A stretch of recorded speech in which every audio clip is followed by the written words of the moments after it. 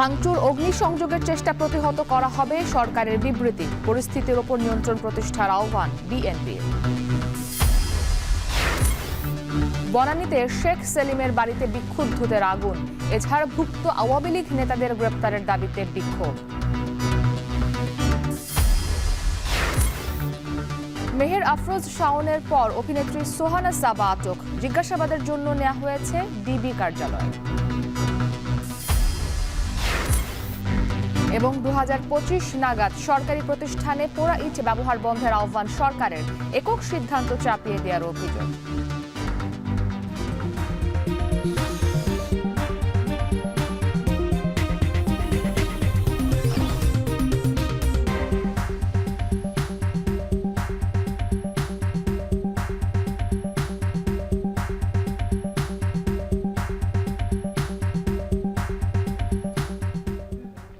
স্বাগত এখন সকালে।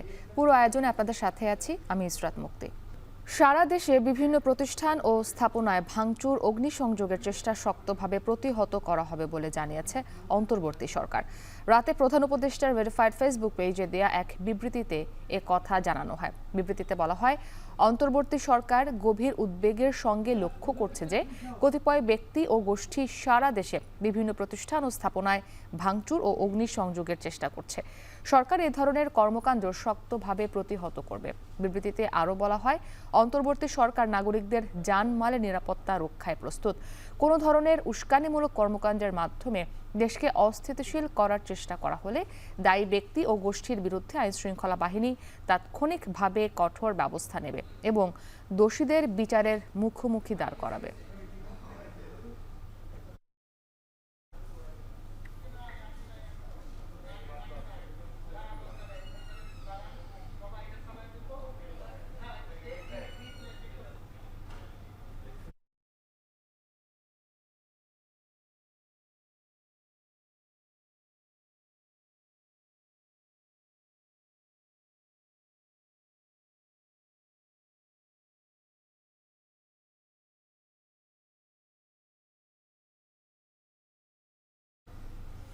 দেশের বর্তমান পরিস্থিতির ওপর নিয়ন্ত্রণ প্রতিষ্ঠা করতে অন্তর্বর্তী সরকারের প্রতি আহ্বান জানিয়েছে বিএনপি। দলটি বলেছে, কঠোরভাবে আইনশৃঙ্খলা প্রতিষ্ঠা করে রাষ্ট্র ও সরকারের ভূমিকা দৃশ্যমান করা এখন সময়ের দাবি। বৃহস্পতিবার রাতে গণমাধ্যমে পাঠানো এক বিবৃতিতে এই দাবি জানায় বিএনপি। দলটির জ্যেষ্ঠ যুগ্ম মহাসচিব রুহুল কবির রিজভীর সই করা বিবৃতিতে বলা হয়, অন্তর্বর্তী সরকার গত 6 মাসেও পলাতক স্বৈরাচার এবং তাদের দোসরদের আইনের আওতায় আনতে যথেষ্ট কার্যকর পদক্ষেপ জনসম্মুখে দৃশ্যমান করতে সফল হয়নি বলে জনমনে প্রতিভাত হয়েছে। ফলে জনগণ আইন নিজের হাতে তুলে নেওয়ার মতো বেআইনি কর্মকাণ্ডে উৎসাহিত হচ্ছে। একটি সরকার বহাল থাকা অবস্থায় জনগণ এভাবে নিজের হাতে আইন তুলে নিলে দেশে বিদেশে সরকারের ভাবমূর্তি ক্ষুণ্ণ হতে পারে। অথচ জুলাই গণ অভ্যুত্থানের আকাঙ্ক্ষা অনুযায়ী জনগণের প্রত্যাশা ছিল দেশে আইনের শাসন পুনঃপ্রতিষ্ঠিত হবে, যা বর্তমান সরকারের সর্বোচ্চ অগ্রাধিকার হওয়া বাঞ্ছনীয় ছিল।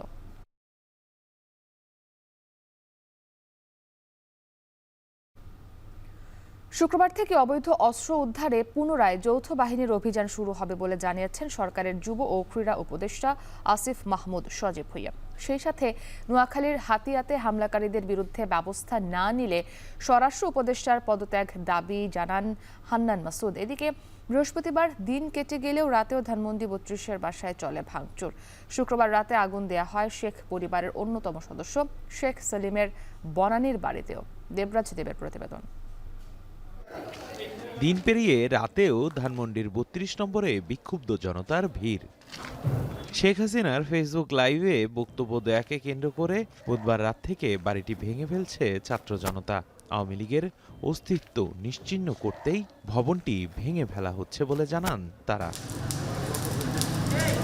এদিকে রাজধানীর বনানীতে শেখ পরিবারের গুরুত্বপূর্ণ সদস্য শেখ সেলিমের বাড়িতে আগুন দেয় বিক্ষুব্ধরা। ছড়িয়ে পড়ার আশঙ্কা থেকে আগুন নিয়ন্ত্রণের চেষ্টা করে স্থানীয়রা।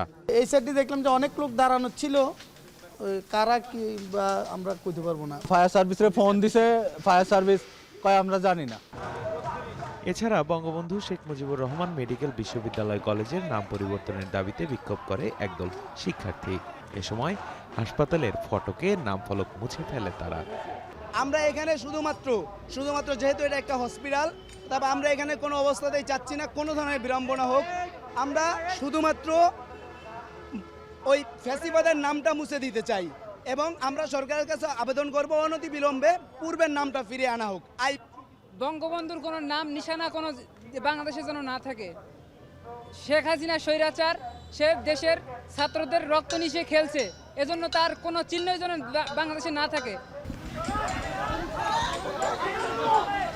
এজাহারভুক্ত আওয়ামী লীগ নেতাদের গ্রেপ্তার ও অবৈধ অস্ত্র উদ্ধারের দাবিতে স্বরাষ্ট্র উপদেষ্টার বাসভবন ঘেরাওয়ের চেষ্টা করে শিক্ষার্থীরা। মিন্টু রোডের সামনে পুলিশের বাধার সম্মুখীন হলে সেখানে অবস্থান নেয় শিক্ষার্থীরা। যারা এজাহারভুক্ত আসামি তাদের পর্যন্ত অ্যারেস্ট করা হয় নাই, যারা হত্যা মামলার আসামি বিভিন্ন কারণে তাদের অ্যারেস্ট করা হয় নাই। তাহলে স্বরাষ্ট্র উপদেষ্টা করছেটা কি বাংলাদেশে, তার কাজটা কি? যদি অস্ত্র উদ্ধার করতে না পারে তাহলে আমাদেরকে বলুক, আমাদেরকে গুলি করে মেরে ফেলুক। এই চেয়ার থেকে আমরা স্বরাষ্ট্র উপদেষ্টা আসাদুজ্জামান খান কামালকে লাত্তি মেরে হটাইছি। আপনাকে হটাইতে কিন্তু আমাদের 2 মিনিট সময় লাগবে না। পরে ঘটনাস্থলে এসে যুব ও ক্রীড়া উপদেষ্টা আসিফ মাহমুদ সজীব ভুঁইয়া বলেন, শুক্রবার থেকেই অবৈধ অস্ত্র উদ্ধারে যৌথ বাহিনীর অভিযান শুরু হবে। যেই সম্মিলিত যৌথ বাহিনী আছে, সেই যৌথ বাহিনীর অভিযান অতি ইফেক্টিভভাবে যাতে আবার পরিচালনা করা যায় এবং যে অস্ত্রগুলো জনগণের জন্য হুমকি স্বরূপ এখনও বাইরে আছে সেগুলো দ্রুত উদ্ধার করার জন্য আমরা সরকারের সর্বোচ্চ পর্যায় থেকে নির্দেশনা দিব এবং কালকে থেকে আপনারা এর সাফল্য, এর যেই ফলাফল সেটা দেখতে পাবেন। এদিকে অভিনেত্রী মেহের আফরোজ শাওনের পর ডিবি কার্যালয়ে জিজ্ঞাসাবাদের জন্য আটক করা হয়েছে আরেক অভিনেত্রী সোহানা সাবাকে। দেবরাজ দেব, এখন, ঢাকা। 2025 সালের মধ্যে সরকারি সব স্থাপনা নির্মাণে পুরানো ইটের বিকল্পে যাবার নির্দেশনা এসেছে পরিবেশ মন্ত্রণালয় থেকে। পাশাপাশি প্রায় 4000 অবৈধ ইটভাটা বন্ধে অভিযান চলছে। তবে রাতারাতি দেশের সনাতনী ইটভাটা বন্ধ হলে প্রভাব পড়বে অবকাঠামো নির্মাণ ও কর্মসংস্থানে। এক্ষেত্রে সরকার সমন্বয়হীনভাবে একক সিদ্ধান্ত চাপিয়ে দিচ্ছে বলে অভিযোগ করেছেন ইট প্রস্তুতকারী মালিক সমিতি। বিশেষজ্ঞদের পরামর্শ, যথাযথ পরিকল্পনা বাস্তবায়নের মাধ্যমে দূষণ বন্ধ করে আধুনিক ইট ভাটা স্থাপনে বড় উদ্যোগ নিতে হবে সরকারকে। আহাদ আহমেদের ছবিতে জানাবেন রকিবুল রাহাত।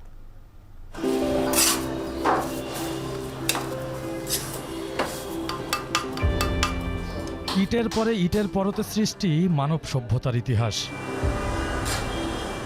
পাথুরে যুগ পেরিয়ে সভ্যতা এগিয়েছে কাদামাটির ছাঁচে তৈরি আয়তক্ষেত্র ধরে, তাও খ্রিস্টপূর্ব 7500 বছর আগে। কাদামাটি শুকিয়ে তৈরি করা আয়তঘনক ইট বিবর্তনের উত্তাপে গাঁথুনি দিয়েছে নগরকে। সেই ইতিহাসের বয়সও প্রায় 3000 বছর।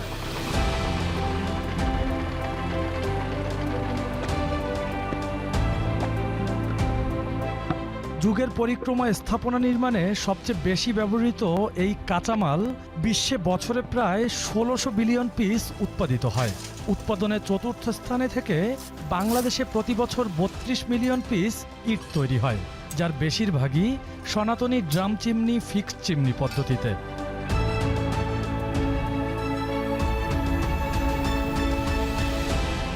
বর্তমানে আধুনিক জিগজ্যাগ পদ্ধতিতেও ইট উৎপাদন হচ্ছে, যা সব মিলিয়ে কম বেশি 8000। যদিও এর মধ্যে 3491টির পরিবেশ ছাড়পত্র নেই বলে তথ্য পরিবেশ অধিদপ্তরের। অতি দ্রুতই আমি ব্লকের মালিকদের সাথে বসবো, তাদের কোথায় ট্যাক্সেশনের প্রবলেম আছে, কোথায় যন্ত্রপাতি আনায় প্রবলেম আছে সেটার উপর জোর দিলে বরং যদি আমরা ইটের ক্ষেত্রে বিকল্পটাকে সহজলভ্য করতে পারি তাহলে এই লড়াইতে আমাদের যেতে হবে।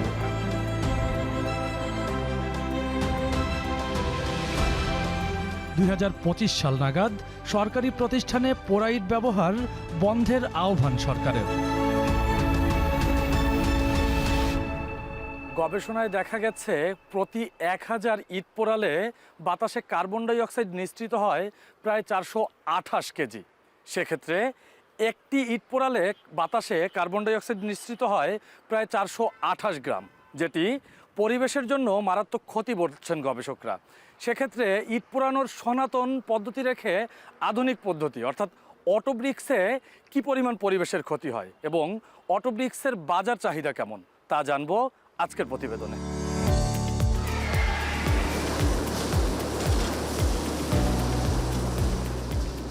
ঢাকার পাশের মানিকগঞ্জে এক অটো ব্রিক্সে গিয়ে দেখা গেল স্বয়ংক্রিয় পদ্ধতিতে চলছে ইট তৈরি। সারা দেশে হাইব্রিড হফম্যান কিলন ও অটোমেটিক টানেল ক্লিন অর্থাৎ অটো ব্রিক্স নামে শতাধিক ভাটা উৎপাদনে রয়েছে। বছরে যাদের উৎপাদন 140 কোটি পিস ইট। তবে প্রতি বছর দেশে ইটের চাহিদা আধুনিক ইট দিয়ে পূরণ করা সম্ভব নয় বলে জানান auto brick manufacturer association.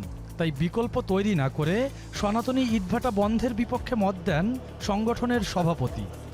Bangla ভাটাগুলা বন্ধ যেগুলো হয়েছে সে undoubtedly it a good sign, এবং বাদবাকি যেগুলো আছে এগুলো বন্ধ করে দিতে হবে। তা আমি সাথে সাথে অনুরোধ রাখবো, এগুলো বন্ধ করতে হলে সমপরিমাণের প্রোডাক্ট আপনার অটো ব্রিক্স থেকে বের করতে হবে। সনাতনী ইটভাটার মালিকদের সংগঠনের সভাপতি বলেন, সরকার এক এক সময়ে এক এক সিদ্ধান্ত নিচ্ছে। স্থায়ী সমাধানে সমন্বয়হীনতা এড়িয়ে আইন প্রণয়নে অ্যাসোসিয়েশনকে সম্পৃক্ত করার আহ্বান তার। আগে যিনি মন্ত্রী ছিলেন শাহজাহান সিরাজ সাহেব, তখন সে আমাদেরকে বলল যে পরিবেশ বান্ধব হলো 120 ফিট চিমনি এফসিকে এই ভাটাটা পরিবেশ বান্ধব। আমরা সেটা 50-60 লক্ষ টাকা খরচ করে আমরা তখন করলাম। তাইলে এখন আমরা কোথায় যাব? আপনাদের কথা মতো আবার যদি আমি জিগজাগ করি, এই জায়গায় 1 কোটি 1.5 কোটি টাকা খরচ যাবে। এটা যে আবার 5 বছর পরে 10 বছর পরে আপনারা বলবেন না যে এটা পরিবেশ বান্ধব না, যদি এই কথা আপনারা বলে ফেলেন তখন তার গ্যারান্টিটা কি? সেই গ্যারান্টিটা চাই আমরা। 2027 সালের মধ্যে বায়ু দূষণকারী ইট বন্ধে সরকারি যে উদ্যোগ তা চাহিদা যোগানের যথাযথ হিসাবে না হওয়ায় সহসাই সমাধানের আশা দেখছেন না বিশেষজ্ঞরা। 4 থেকে 5 কোটি টাকায় বাংলা ইটভাটা বসানো সম্ভব, অথচ অটো ব্রিক ফিল্ডে ন্যূনতম খরচ 50 কোটি টাকা। মালিকদের খরচ না করার অনিচ্ছা বায়ু দূষণমুক্ত ইটভাটা স্থাপনে বাধার কারণ হতে পারে বলে শঙ্কা পরিকল্পনাবিদদের। রকিবুল রাহাত, এখন, ঢাকা। নিজ অঞ্চলের মানুষের টাকায় সে অঞ্চলের মানুষের স্বাস্থ্যসেবা নিশ্চিতের মডেল নিয়ে 7 বছর ধরে সেবা দিয়ে যাচ্ছে সিলেট কিডনি ফাউন্ডেশন হাসপাতাল, যেখানে সম্পূর্ণ বিনামূল্যে ডায়ালাইসিস সেবা পাচ্ছেন 25% রোগী, বাকিরাও পাচ্ছেন ভর্তুকি মূল্যে। দেশের বিভিন্ন অঞ্চলে এই মডেলে হাসপাতাল গড়ে উঠলে ঢাকামুখিতা কমবে, সঙ্গে কমবে খরচ ও ভোগান্তি। এমন যে কোনো উদ্যোগে সহযোগিতার আশ্বাস সমাজ কল্যাণ মন্ত্রণালয়ের। সিলেট ঘুরে অনিল কুমার পালের ছবিতে জানাবেন মুজাহিদ শুভ। টাকার অভাবে বাঁচার আশা হারিয়ে ফেলেছিলেন কিডনি বিকল হওয়া জাহানারা বেগম। দীর্ঘ 4 বছর ধরে তার পরীক্ষা নিরীক্ষা ও সকল ডায়ালাইসিসের দায়িত্ব নিয়েছে সিলেট কিডনি ফাউন্ডেশন হাসপাতাল। ভর্তুকি মূল্যে এখানে ডায়ালাইসিসের সর্বোচ্চ খরচ 1600 টাকা হলেও বিনামূল্যে জীবন বাঁচাতে পেরে আপ্লুত 4 সন্তানের জননী। আমার আর্থিক অবস্থা খুব খারাপ, আমার স্বামী গাড়ি চালায়, তো মারা যেতাম যদি এরকম সুযোগ সুবিধা না পাইতাম, তো মারা যেতাম, বাচ্চা কিন্তু অসহায় হয়ে যেতে। 25 সালে নতুন ভবন উদ্বোধন হলেও দীর্ঘ 7 বছরে 18,000-এর বেশি মানুষ প্রায় 70,000 বার ডায়ালাইসিস নিয়েছেন, যাদের 25% পাচ্ছেন সম্পূর্ণ বিনামূল্যে। কোনো কোনো সময় যা পৌঁছে গেছে 40%। 2024-এ ডায়ালাইসিস নেওয়া 18,000-এর 5,500 সম্পূর্ণ বিনামূল্যে সেবা নিলেও বাকিরা অবস্থাভেদে সেবা নিয়েছে 1600, 1000 ও 500 টাকায়। সপ্তাহে 2টা দিতেছি, 2টার মধ্যে একটা ফ্রি পাচ্ছি আর একটা টাকা দিয়ে দিচ্ছি। সবাইকে আমার সেম সেবা দেয়, আর কে হাফ ফ্রি কে ফুল ফ্রি এটা মানে আমাদের কাছে কোনো ইয়ে নাই। ট্রেনিং প্রাপ্ত আমরা 2 বছরের আছে, 4 বছরের আছে, 16 বছরের আছে, 15 বছরের আছে। মূলত সিলেট অঞ্চলের দেশি ও প্রবাসীদের সাহায্যে চলছে হাসপাতালটি। শহীদ শামসুদ্দিন ফাউন্ডেশনের হাত ধরে যাত্রা শুরু হবার পর 8 কোটি টাকা অর্থ সহযোগিতা করেছে যুক্তরাষ্ট্র প্রবাসী সৈয়দ জাকি হোসেন, ব্র্যাক ব্যাংক ও আরও অনেকে। ডায়ালাইসিস সেবা মূল হলেও শতাধিক শয্যার হাসপাতালে শিগগিরই চালু হবে আইসিইউ। ভবিষ্যতে বড় সার্জারির পাশাপাশি কিডনি প্রতিস্থাপনের সুযোগ সৃষ্টির আশ্বাস কর্তৃপক্ষের। আমেরিকার স্ট্যান্ডার্ডে সেবা নিশ্চিত করার আশ্বাস হাসপাতালটির চেয়ারম্যান যুক্তরাষ্ট্র প্রবাসী ইমেরিটাস অধ্যাপক জিয়াউদ্দিন আহমেদের। আমি কোনোদিন আমার সিলেটের বাইরে কার কিছু পয়সা চাইনি। আমার বরিশালের বন্ধু, সে 10 লাখ টাকা দিয়ে চাইলে আমি নিব না। কেন? তুই বরিশালে কর, আমি হেল্প করবো। আমি যদি তোর কাছে পয়সা আমি মডেল তো দিবি না। যে অঞ্চলের মানুষকে দিয়ে অঞ্চলকে উন্নত করার যে মডেল আমরা তৈরি করব, সেটা দেখার পরে যে মানুষকে উৎসাহ হচ্ছে। বড় ডোনেশন বলতেছি ধরো 3-4টা ফ্যামিলি, কিন্তু আমরা চাচ্ছি বড় ডোনেশন থেকে আস্তে আস্তে আমরা ছোট ডোনেশনে যাব। কয়েক কোটি টাকা মূল্যের দান করা জমিতে রোগীরা সুস্থ হয়ে বাড়ি ফেরে এই আনন্দে উচ্ছ্বসিত জমির মালিক। যখন লোকজন আসে পা ফুলা হাত ফুলা শরীর পুরা খুব কষ্ট করে আসে, যাওয়ার সময় দৌড়িয়া বাড়িতে যায়, এইটাই আমার খুব আনন্দ পাই। নিজ অঞ্চলের মানুষের অর্থেই সেই অঞ্চলের চিকিৎসা ব্যবস্থা নিশ্চিতের নতুন মডেলে সহযোগিতা করার আশ্বাস সমাজ কল্যাণ উপদেষ্টার। যারা বিদেশে আছেন তারা এখানকার প্রফেশনাল টিমের সাথে যৌথভাবে কটা প্রকল্প করেছে, আমার মনে হয় নগণ্য। এই প্রকল্পের মধ্যে থেকে একটা নতুন স্রোত তৈরি হলো। মন্ত্রণালয়ের দায়িত্বই হচ্ছে এটাকে সম্ভব করে দেওয়া এবং এটাকে একটা রেগুলেশনের আন্ডারে রাখা। বিআইডিএস এর তথ্য বলছে যারা নিয়মিত ডায়ালাইসিস নেন তাদের প্রতি মাসে 46,000 টাকা খরচ করতে হয়। তাই জীবনের কোনো না কোনো সময় 93% ডায়ালাইসিস গ্রহণকারীকে তীব্র অর্থ সংকটে ভুগতে হয়, অনেকে বাধ্য হন বন্ধ করে দিতে। কিন্তু সিলেটে দেশি এবং প্রবাসী বিপুল সংখ্যক মানুষ দানের মাধ্যমে যে বিশাল 10তলা হাসপাতাল তৈরি করেছেন, এখানে মানুষের বাঁচার আশা তৈরি হয়েছে। বাংলাদেশের বিভিন্ন প্রান্তে মানুষ যদি এভাবে এগিয়ে আসে তাহলে কিডনি রোগের কারণে ডায়ালাইসিসের অভাবে অন্তত অনাকাঙ্ক্ষিত মৃত্যু ঠেকানো সম্ভব হয়। মুজাহিদ শুভ, এখন সিলেট। চট্টগ্রামের সমুদ্র উপকূল জুড়ে উঁকি দিচ্ছে নতুন এক বাংলাদেশ। চট্টগ্রাম থেকে মেঘনা নদীর হাতিয়া পর্যন্ত বিশাল অঞ্চলে ক্রমশ দূরে সরছে বঙ্গোপসাগরের ঢেউ। যাচ্ছে দিগন্ত বিস্তৃত নতুন নতুন চরাঞ্চল, যা ভবিষ্যতে পাল্টে দিতে পারে এই অঞ্চলের মানচিত্রকেও। যে মানচিত্রের বুক জুড়ে পাল্টে যাচ্ছে উপকূলীয় জনপদের অর্থনীতি। কোথাও দেখা দিচ্ছে সম্ভাবনা, আবার কোথাও তৈরি হচ্ছে জীবিকার সংকট। এমনকি বদলে দিচ্ছে চট্টগ্রাম বন্দর হয়ে সারা দেশে পণ্য পরিবহনের নৌপথ। চট্টগ্রামের সমুদ্র উপকূল ঘুরে বিস্তারিত জানাবেন হোসেন জিয়াদ। ক্যামেরায় ছিলেন মোহাম্মদ পারভেজ।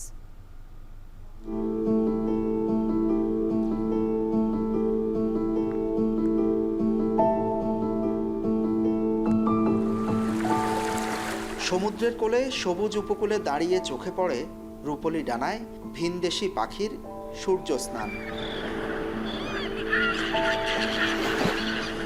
যুগ যুগ ধরে যে অচেনা মানচিত্রে ঘর বাঁধছে এ পরিযায়ী পাখির দল, সে মানচিত্র যেন তাদের কাছে দুইটা লাইভে একসাথে লিংক দিয়ে চলে যাব।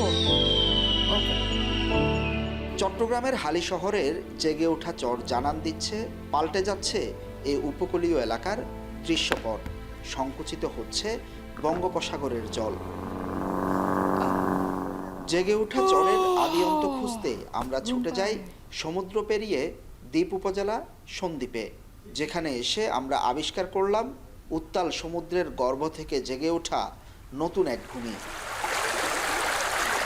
স্থানীয়রা বলছেন গত কয়েক বছর চট্টগ্রামের সমুদ্র উপকূল থেকে মেঘনার মোহনা পর্যন্ত ভোলা, হাতিয়া, সন্দ্বীপ জুড়ে জাগছে এমন নতুন নতুন ছোট বড় চর, যা জানান দিচ্ছে তৈরি হওয়া নতুন এক বদ্বীপের।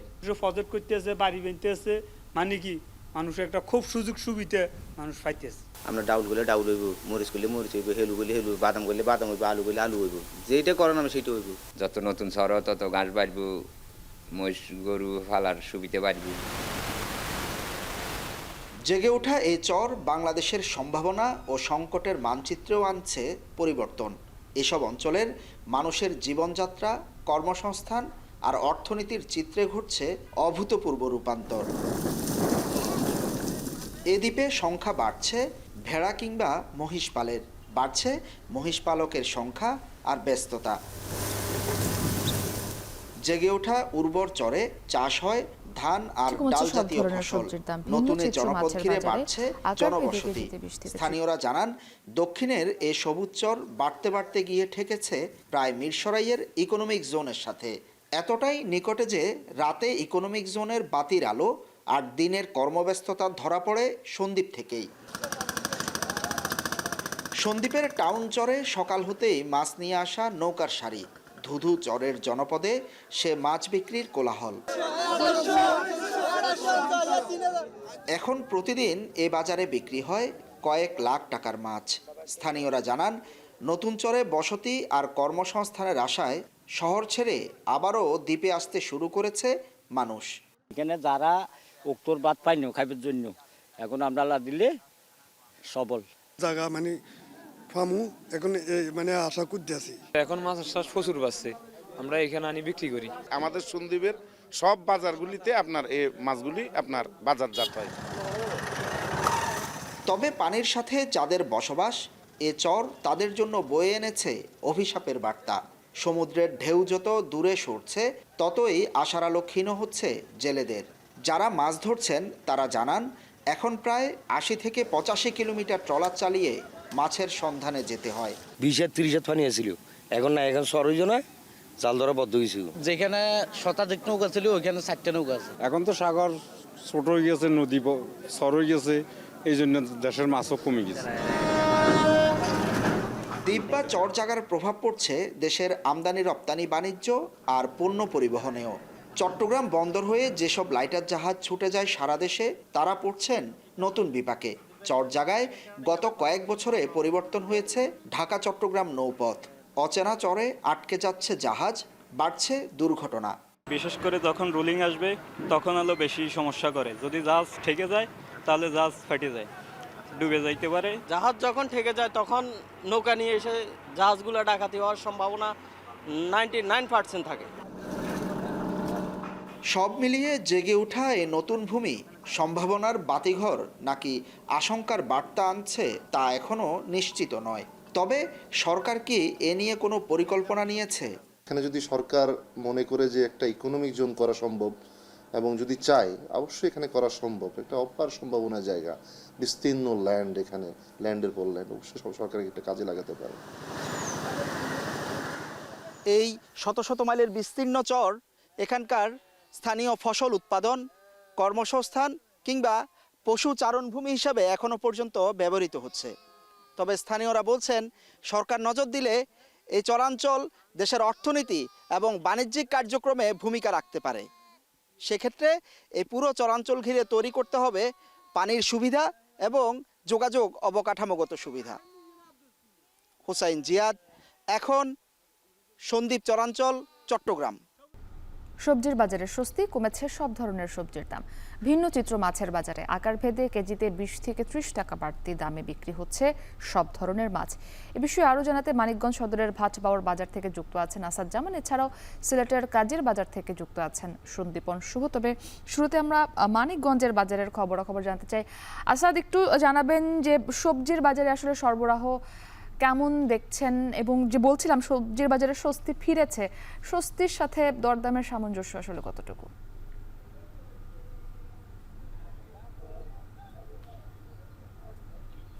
মুক্তি, আপনি যেমনটি বলছিলেন, আমি এখন রয়েছি মানিকগঞ্জ ভাটবাউর সবজির আড়তে। একেবারে ভোর থেকে কিন্তু এখানে মানিকগঞ্জ সহ বিভিন্ন আশপাশের যে জেলাগুলো রয়েছে সেখান থেকে কিন্তু সবজি এখানে আসে। তো সবজি সরবরাহ আমরা বেশ দেখতে পেয়েছি, যার কারণে কিন্তু দাম খুবই কম যাচ্ছে। আমি বলতে পারি শীতকালীন যতগুলো সবজি রয়েছে সবগুলো হচ্ছে 5 থেকে 8 টাকার মধ্যে রয়েছে। আর সপ্তাহের ব্যবধানেও কিন্তু সবজির দাম কেজিতে প্রায় 5 টাকা কমেছে বলে আমরা দেখতে পেয়েছি। আরেকটি বিষয়, যে সবজির দাম বাজার দর যদি বলতে চাই, যে ফুলকপি, বড় সাইজের যে ফুলকপিগুলো রয়েছে সেগুলো প্রতি পিস বিক্রি হচ্ছে 5 টাকা, পাতাকপি হচ্ছে 8 টাকা পিস, বেগুন বিক্রি হচ্ছে 8 থেকে 9 টাকা, টমেটো বিক্রি হচ্ছে 5 থেকে 8 টাকা কেজিতে, শসা বিক্রি হচ্ছে 13 থেকে 14 টাকা, এবং স্কোয়াশ যেটা রয়েছে সেটা কিন্তু 8 টাকা কেজিতে বিক্রি হচ্ছে। অপরদিকে সিম বিক্রি হচ্ছে 7 থেকে 8 টাকা, গাজর বিক্রি হচ্ছে 14 টাকা, দেশি যে আলুটা রয়েছে সেটা কিন্তু 12 টাকা কেজিতে বিক্রি হচ্ছে, আর যে পেঁয়াজ রয়েছে সেটা কিন্তু 40 টাকা কেজিতে বিক্রি হচ্ছে। তো এই যে বাজার, এই বাজারে কিন্তু সবজি সরবরাহ অনেক বেশি, যার কারণে কিন্তু দাম একেবারেই পড়ে গেছে বলে যারা চাষি রয়েছে বা বিক্রেতা রয়েছে তারাও কিন্তু আমাদেরকে জানিয়েছে। এখানে একটু আগে আমার কয়েকজন বিক্রেতাদের সাথে কথা হলো, তারা বলছে যে তারা যে টমেটোগুলো যে এবার চাষ করেছে তাতে প্রায় 13 থেকে 14 টাকা কেজি তাদের পার কেজিতে তাদের খরচ হচ্ছে, কিন্তু বিক্রি করতে হচ্ছে 5 থেকে 8 টাকা কেজিতে। দেখা গিয়েছে যে আজকে যে এই যে বাজার, এই বাজারে যে টমেটোগুলো এসেছে সবগুলো হচ্ছে পাবনা জেলার আমিনপুর উপজেলা থেকে এসেছে।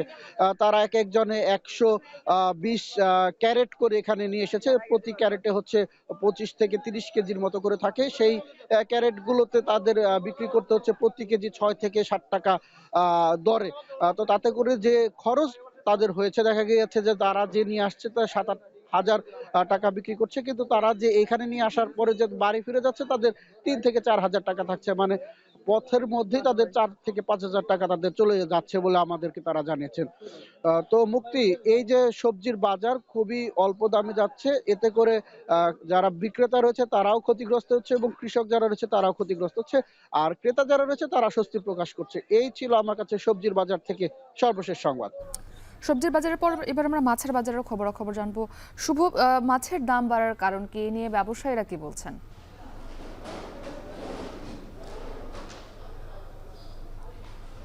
মুক্তি, আমরা রয়েছি সিলেটের ঐতিহ্যবাহী কাজির বাজারে।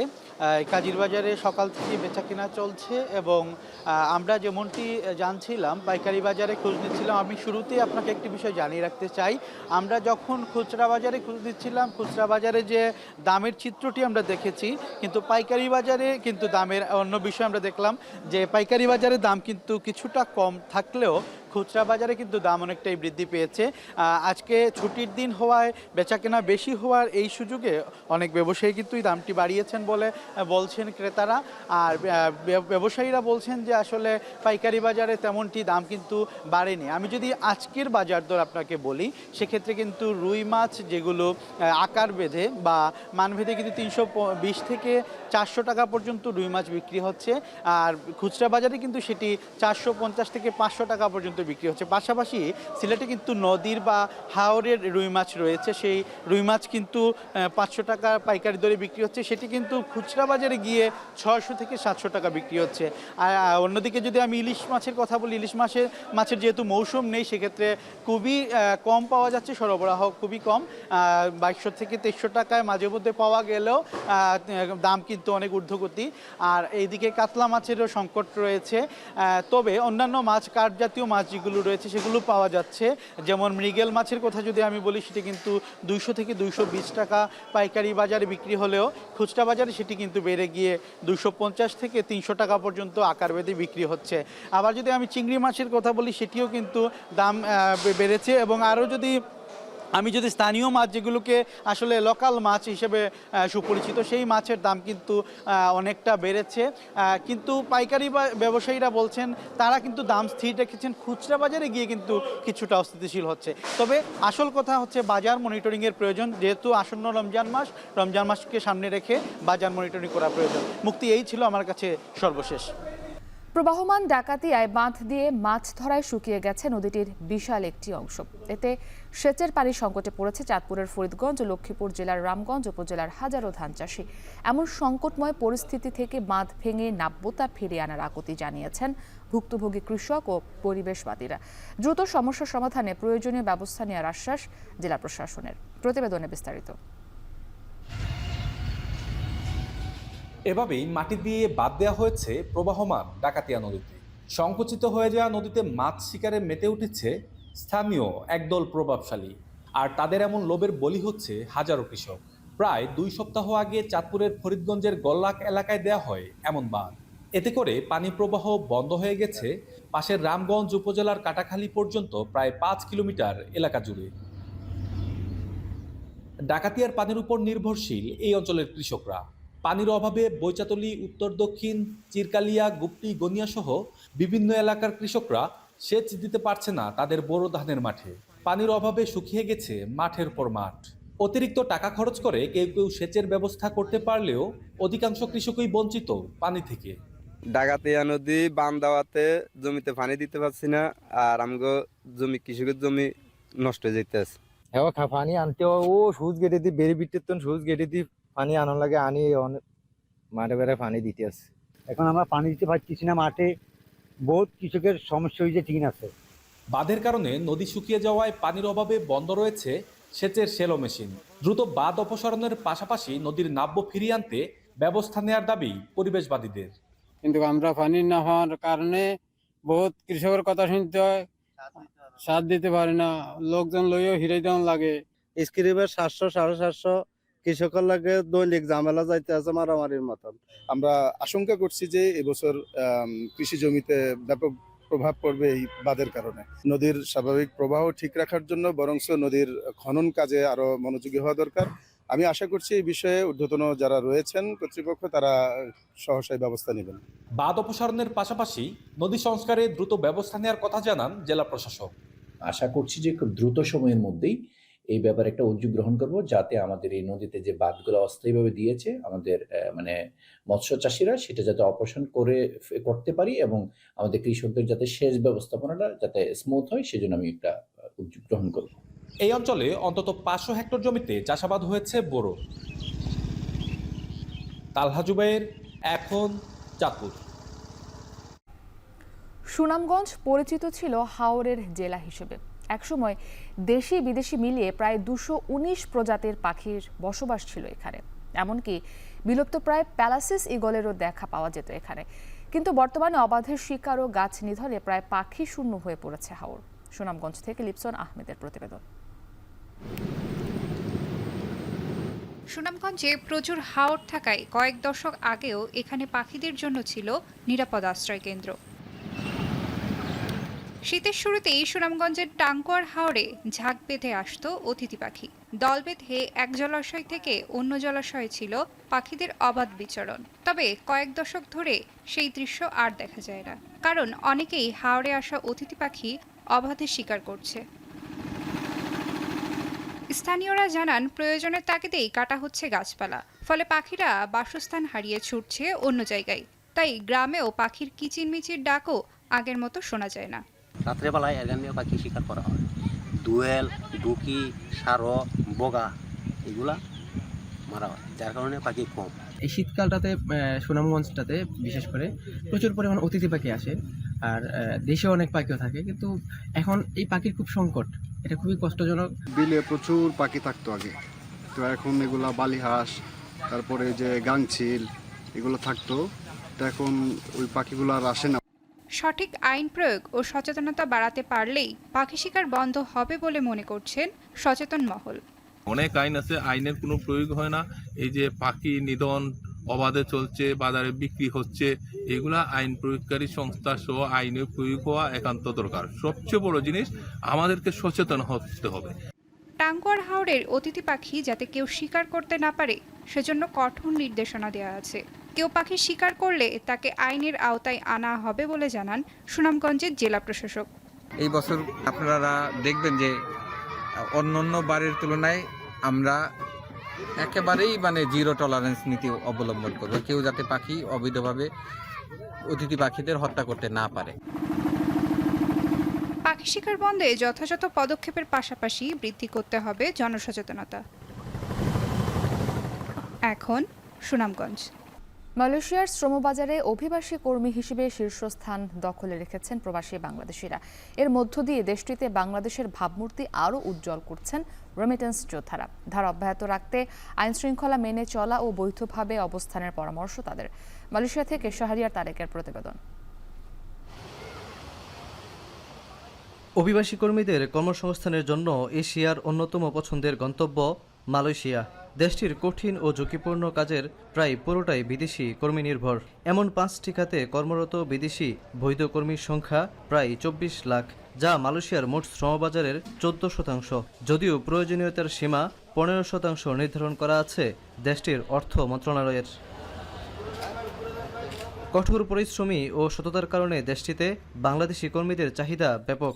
এ সুযোগে প্রবাসী কর্মীর শীর্ষস্থানের দখল এখন বাংলাদেশিদের হাতে। মোট বিদেশির 37.96% বাংলাদেশি। মালয়েশিয়ার মানব সম্পদ মন্ত্রী স্টিভেন সিমের দেয়া তথ্যমতে প্রায় 9 লাখ বাংলাদেশি বৈধভাবে কাজ করছেন দেশটিতে। নতুন প্রবাসী ও বৈধতার সুযোগ নিয়ে এ অবস্থানে যেতে পারায় মালয়েশিয়া সরকারের প্রতি কৃতজ্ঞতা জানিয়েছেন প্রবাসী বাংলাদেশিরা। মহামারীর পরে সৌদি আরব, কাতার, দুবাই বিভিন্ন দেশে কিন্তু ভিসা বন্ধ ছিল। যে মালয়েশিয়াতে এই ভিসাটা খোলার পরে বাংলাদেশের যে বেকারত্ব জীবনের যে মানুষরা ছিল, ওই মানুষগুলা কিন্তু সব এখানে চলে আসছে। বাংলাদেশিদের এই ইতিবাচক ভাবমূর্তি ধরে রাখতে দেশটির আইন শৃঙ্খলা মেনে বৈধভাবে বসবাসের পরামর্শও দিচ্ছেন প্রবাসীরা। উভয় দেশের সম্প্রীতি সৌহার্দ্য বৃদ্ধি করার জন্য, সংস্কৃতির বিকাশ ঘটানোর জন্য কিন্তু এইটাই একটা মাধ্যম, যে একটা দেশের আইনের প্রতি শ্রদ্ধাশীল থেকে সেই দেশে অবস্থান করে, সেই দেশের আইন মেনে সেই দেশে কাজ করে আর নিজের দেশকে, নিজের পরিবারকে উন্নত করা। এদিকে নতুন কর্মী নিয়োগে কোটা অনুমোদন 2023 সালের মার্চ থেকে বন্ধ রেখেছে মালয়েশিয়া। বিদেশি কর্মীর নানা দিক নিয়ে চলতি বছরের মার্চে মালয়েশিয়ার স্বরাষ্ট্র ও মানব সম্পদ মন্ত্রণালয়ের যৌথ বৈঠক হওয়ার কথা রয়েছে। সে বৈঠক থেকে নতুন সুখবরের অপেক্ষায় প্রবাসীরা। শাহরিয়ার তারেক, এখন মালয়েশিয়া। আন্তর্জাতিক অপরাধ আদালত আইসিসিকে নিষিদ্ধ করে নির্বাহী আদেশ জারি করেছেন মার্কিন প্রেসিডেন্ট ডোনাল্ড ট্রাম্প। যুক্তরাষ্ট্র ও মিত্র ইসরায়েলের বিরুদ্ধে আইসিসির অবৈধ ও ভিত্তিহীন ব্যবস্থার অভিযোগে এই পদক্ষেপ নিয়েছেন বলে বৃহস্পতিবার জানান ট্রাম্প। এই পদক্ষেপের অংশ হিসেবে মার্কিন বা মিত্র দেশের নাগরিকদের বিরুদ্ধে আইসিসির অনুসন্ধানের সাথে জড়িতদের বিরুদ্ধে আর্থিক ও ভিসা নিষেধাজ্ঞা দেওয়া হয়েছে। ইসরায়েলের প্রধানমন্ত্রী বেনিয়ামিন নেতানিয়াহুর ওয়াশিংটন সফরের সময় এই ব্যবস্থা নিলেন ট্রাম্প।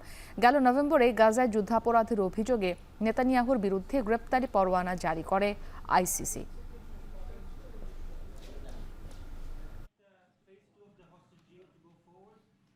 এখন সকাল শেষ করার আগে শিরোনামগুলো আরও একবার। ভাঙচুর অগ্নিসংযোগের চেষ্টা প্রতিহত করা হবে সরকারের বিবৃতি। পরিস্থিতির ওপর নিয়ন্ত্রণ প্রতিষ্ঠার আহ্বান বিএনপির। বনানীতে শেখ সেলিমের বাড়িতে বিক্ষুব্ধদের আগুন। এজাহারভুক্ত আওয়ামী লীগ নেতাদের গ্রেপ্তারের দাবিতে বিক্ষোভ। অভিনেত্রী মেহের আফরোজ শাওনের পর এবার আরেক অভিনেত্রী সুহানা সাবা আটক। জিজ্ঞাসাবাদের জন্য নেওয়া হয়েছে ডিবি কার্যালয়ে। এবং 2025 সাল নাগাদ সরকারি প্রতিষ্ঠানে পোড়া ইট ব্যবহার বন্ধের আহ্বান সরকারের। একক সিদ্ধান্ত চাপিয়ে দেওয়ার অভিযোগ।